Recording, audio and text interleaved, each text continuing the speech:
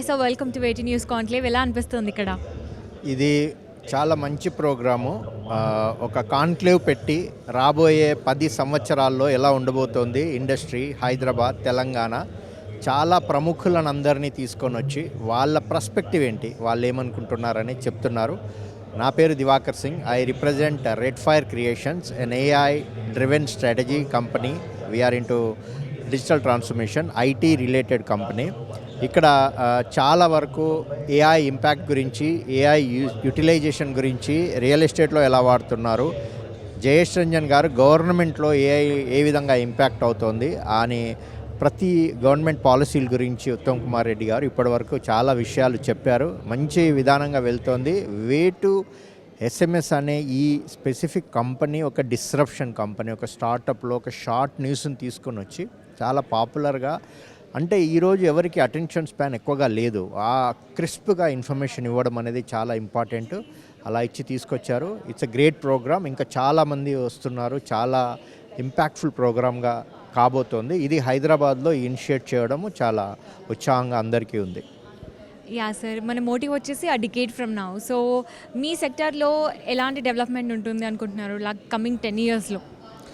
నేను టెక్నాలజీ పర్స్పెక్టివ్లో ఉంటాను. ఇప్పుడు టెక్నాలజీ ట్రాన్స్ఫర్మేషన్ అనేది ఓపెన్ ఏఐ అనే కంపెనీ వచ్చి చాలా డిస్టర్బ్ చేసింది ఎంప్లాయబిలిటీని. దాన్ని డిస్టర్బ్ చేస్తూ ఇప్పుడు ఆంథ్రోపిక్, క్లౌడ్ అనే కంపెనీస్ వచ్చాయి. చాలా వరకు సాఫ్ట్వేర్ డెవలప్మెంట్, కోడింగ్ రాసే విధానాలన్నీ మారుతున్నాయి. ఇదే విధంగా AI is going to impact every walk of life. So అందరూ ఈ ఫ్యూచర్ జనరేషనల్ టెక్నాలజీని నేర్చుకొని వాళ్ళు డెలివరీ చేసే ఏదైతే ప్రాజెక్ట్ కానీ ఒక టాస్క్ ఉంటుందో దానిలో ఏఐని వాడి ఏ విధంగా మేము డెలివరీ చేయగలగడం అని నేర్చుకోవడం అనేది నెక్స్ట్ తరానికి చాలా అవసరము. ఈ టెక్నాలజీ ట్రాన్స్ఫర్మేషన్, ఆటోమేషన్ అనేది మనము 10 సంవత్సరాలు ప్రిడిక్ట్ చేయనంతగా ఫాస్ట్గా వెళ్తుంది. కానీ 2030 వరకు ఐటీ సర్వీసెస్ ఇండస్ట్రీ మొత్తం ఆటోమేట్ అయిపోయే అవకాశం ఉంది.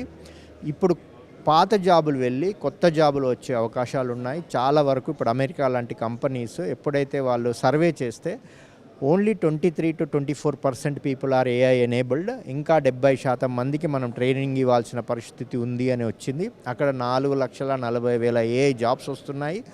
అయితే ఏంటంటే పాత పద్ధతులకు త్రిలోదకాలు ఇచ్చి మీరు కొత్త విధానాలను నేర్చుకోవడం చాలా అవసరము.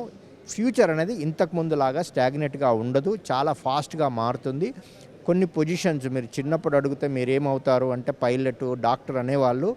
కొన్ని సంవత్సరాల్లో మీరు అనుకునే పొజిషన్స్ కూడా ఆటో పైలట్, ఆటోమేటివ్గా అయ్యే అవకాశాలు ఉన్నాయి. కాబట్టి చాలా జాగ్రత్తగా ఫ్యూచర్లో ఏముంది తెలుసుకొని టెక్నాలజీని నేర్చుకొని ముందుకు వెళ్ళడం చాలా అవసరం. Thank you sir, thank you so much.